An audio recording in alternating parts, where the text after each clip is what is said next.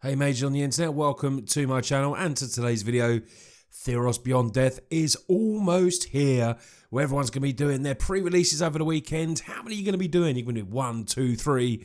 Unfortunately, I'm working, so I'm not going to be able to get out. It really hurts me that my job is a lot of the weekends and I can't do these great pre-releases, but hey, that's the way it goes. I will live through your pre-releases when you come back and tell me all about your stories and what you won and what bombs you picked. So today I'm going through some of the best commons, ready for your seal pools, what you know what to put in your deck. I've got 15 cards here ready to go through, and we're going to start off with Blight Breath Catoblibus. I probably butchered that name. It's not the easiest name to say at the end, but someone will say in the comments, I'm sure. This is a 6 mana, 4 double black, 3/2 creature. It's a beast. It could be a big beating of a kind of a beast as well. Now, the stats of a 3/2 are not great, but it's what this card does that makes it really good for this format, I feel. When it ends the battlefield, target creature or opponent control gets -X until end of turn, where X is your devotion to black. Now, this comes in obviously with 2 devotion already, and by the time you get to play this, you probably will be killing something rather big. I mean, you know, add another 3 devotion, you're killing something with 5 toughness, potentially, hopefully. Now, this is no, we've seen cards in the past that do really good effects when they come in, like Ravenous Chupacabra and stuff like that, but I still think this is a very good card. It's definitely one you want to be playing in your decks. It will, it might not be great against the aggressive decks that are getting out really quick, but if you've got one of these in your deck, put it in there as a slight removal and creature type of card, and I don't think you'll go far wrong. I think Blight Breath, I'm not going to try to say the second name again, is a very decent common. So the next creature we look at is Soul Reaper of Mogis, another black card here. I'm going to do these in colour order as well. So this is a 2/3 for 3 Minotaur Shaman. Enchantment creature's going to help with Constellation there. Has an absolutely great ability, especially in limited as well. 2 and a black, sacrifice a creature, draw a card. So hopefully, potentially late game, this will be your card drawing engine, and it helps with any kind of sack effect deck that you are going to be doing. Sacking maybe enchantments and bringing them back. Anything like that, enchantment creatures that is obviously. But I think this card is really, really strong. For black as well, there's always a stipulation like losing life, sacking creatures. But this, for a common, getting a 2/3 body and an ability as well, is a very, very strong card. One thing that's always prime in your pre-releases is removal, and black always does removal very well. Maya's Grasp here, 2 mana, enchant creature, gets -3/3. Now, this is really good giving a creature -3/3, because it will get, majority of creatures it will kill very early on. And for 2 mana, that is really good. Potentially later on, it could shrink down a big beast that, would only be used as potentially a blocker then. So that is another way to get it off the field. It would be nice if it had flash, but it would just be too strong then, the Grasp. I think if it had flash for 2 mana as well. But I think a -3/3 effect, potentially for 2 mana, will kill a lot of creatures and can help out early on in your games. So we go to a slightly higher costed creature removal card now in Final Death. Now, even at 5 mana, instant speed, exile target creature is very, very strong in this kind of format. It doesn't have any stipulations. You're not losing life. You're not sacking creatures. It doesn't have any, interactions that you've got to do something with enchantment that we've seen in some of these cards as well. This does literally just exile a target creature, and it's not coming back from the graveyard or anything like that. There's no shenanigans of that creature coming back, and it's not prejudiced against any creature. It will get rid of any creatures that's big or small. 4 and a black for Final Death, I think, is a nice costed card. Won't see standard play or anything like that, but for this format, for limited, for sealed, I think this card is very, very good. And Final Death is definitely one of my best commons from the set for this. So now we're going to go on to the red cards, and I've got Omen of the Forge here for 2 mana. I like these 2 mana enchantments. This one has flash. When it ends the battlefield, it deals 2 damage to any target, so that's shock effect. And for 2 and a red, you sit to sacrifice it and scry 2, which is super strong. There's cards in the set as well that you could potentially blink this with as well. Omen of the Forge can be played down 2 damage, blinked 2 damage again, and then just use the sack effect for the scry when you need it. I think this is a really strong card, especially for limited format. Could see other play, potentially. Maybe there's going to be some sort of blink deck that we might know. Some sort of fun deck anyway. But I think Omen of the Forge for 2 mana is going to be good removal if you're playing red. Get rid of those pesky maybe flyers or anything like that, or low mana cost creatures. And then use the scry to again hopefully find what you want. Or if you're playing a little bit of blink, blink it, and do it all again. My next red card is Aroa's Blessing. 3 and 1 red for this enchantment. There's so many enchantments in this new set, so there will be a lot that you hopefully will pull from the common and uncommon stages. Enchant creature you control. When this ends the battlefield, it deals 4 damage to target creature or planeswalker and opponent's control, and your creature gets +1/1. 4 mana, this does a lot. 4 damage for 4 mana is still very, very good removal. And that will get rid of a lot of creatures with 4 toughness. That will hit a hell of a lot of creatures that your opponents will play. And then you can pump up your creature as well. I've already spoke about the blink effects that you can do in this set. And Aroa's Blessing blinked will be absolutely amazing.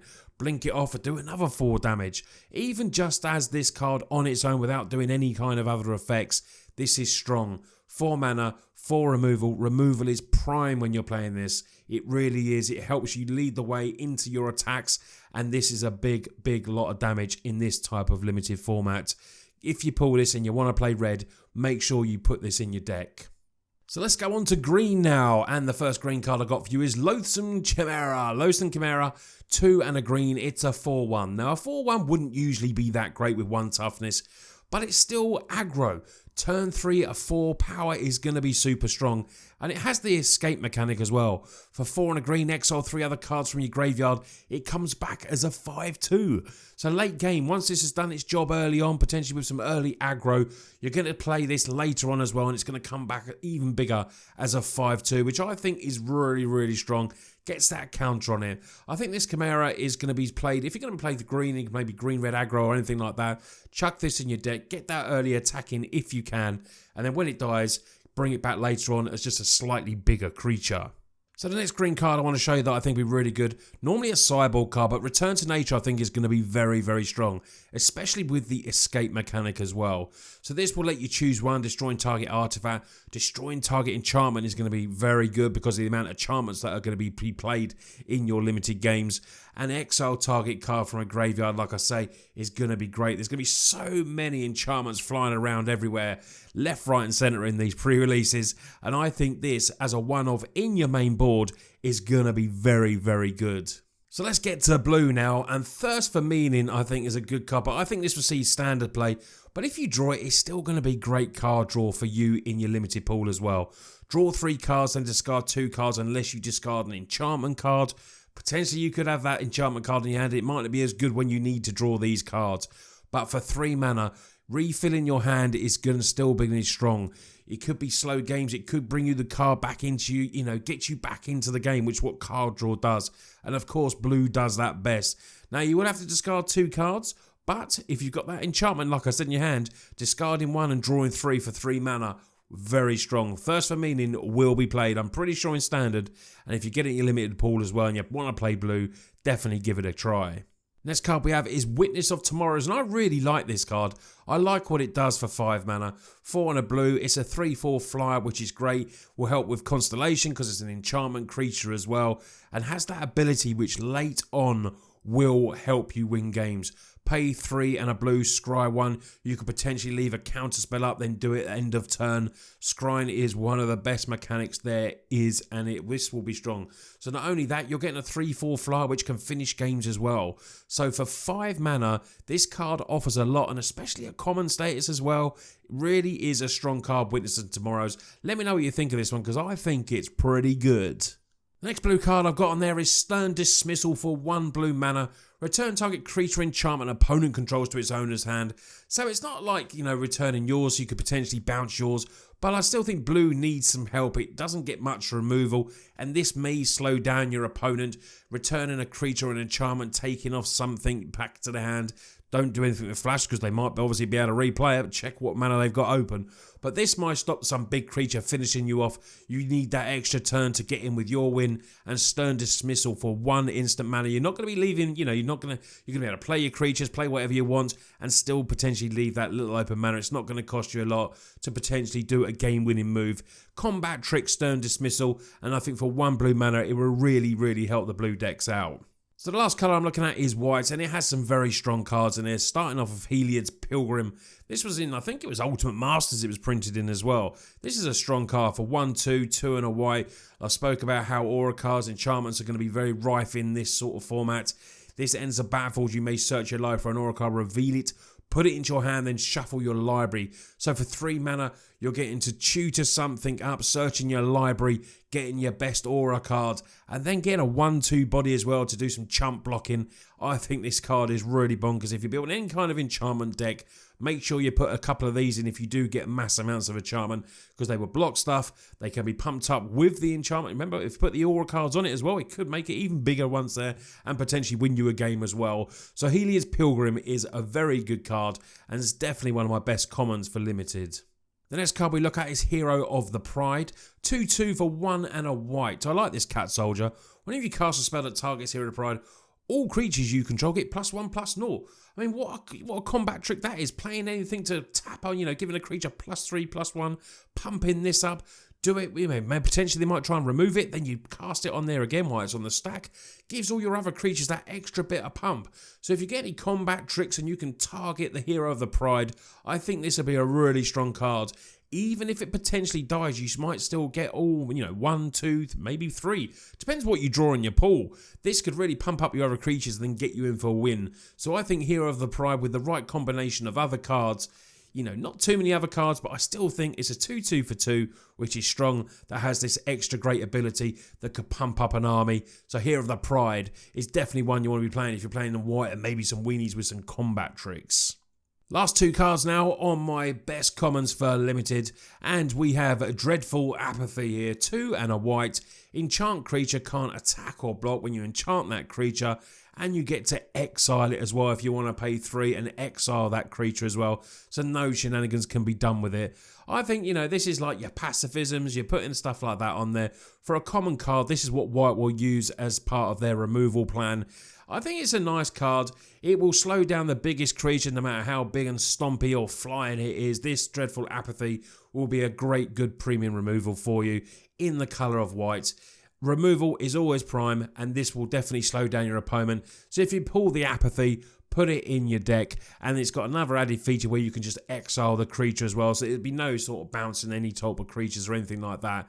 Dreadful Apathy, good removal, comes in there as one of the best commons in white.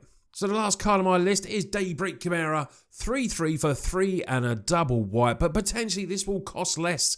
And flying is great evasion, and this spell will cost X less to cast, where X is your devotion to white. So potentially you could get a 2 mana 3/3. That is how good this card could be. If you can put together a white devotion deck and you pull a couple of these, you'll just be flying over and pecking your opponent and winning games. Daybreak Chimera is a very, very good common. One definitely what I think could be one of the best in the set. For this sort of thing, I think in any kind of devotion deck, this is going to be great. And you're going to have devotion, you're going to have creatures on the field. You could potentially play this a lot turns early, maybe turn 3, anything like that for a 5. It's great. Daybreak Chimera is the final card on my list. I think it's a really, really cool card. I'd love to know what you think of this and the rest in the comments. So these are my top 15 best commons from Theros Beyond Death. Ready for your pre-release, ready for your limited gameplay. I think these cards will all be pretty strong for you. So if you manage to pull them and put the decks together, I would definitely recommend playing these cards. I'd be really interested to know what, any of the cards you think that I missed that'd be really good. I tried to keep it to about 10, 15, and I went over 10. I went to 15 because there was just quite a few that I think would be really good for your decks. Anything like I said, you think I missed, put it in there. I'm going to be going over the uncommons as well, so make sure you watch out for that video. Hit the subscribe button if you like what you've seen today and you want to be ready and get the notification for that video as well. And of course, subscribing if you can. That helps us on the way and helps the channel grow. Anyway, thanks for watching today's video. I really do appreciate it. You lot take care, and I'll see you on the next one.